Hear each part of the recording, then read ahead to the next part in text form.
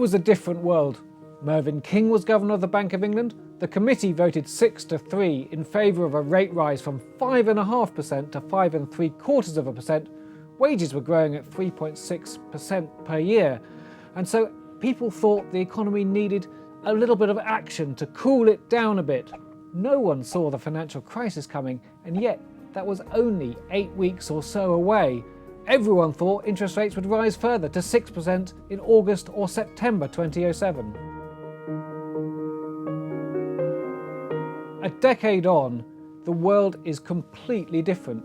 Interest rates are only 0.25%, and so if they were to rise, which 3 members of the Monetary Policy Committee want at the moment, the fear is that this would really hit households very hard, partly because there's so much debt out there, and partly because household finances are already very fragile. So any interest rate rise from 0.25% up to 0.5% would have a much bigger effect now, potentially, than that rise a decade ago from 5.5% to 5.75%.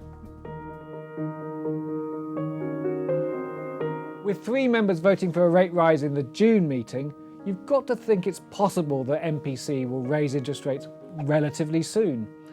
Now, we didn't think a few months ago that this was possible. We thought the first rate rise would be in 2018 or 2019, but now the Bank of England is looking at the data really closely.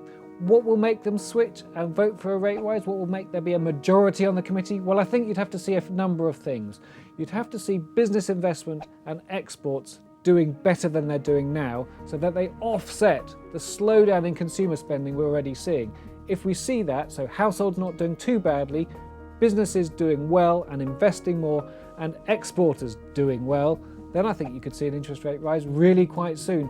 But so far we haven't seen it, so I think we're not going to see it in the August meeting, but we might see it later in the year. But for that to happen, you've got to see an improvement in business investment and in exporting, and so far we haven't seen it.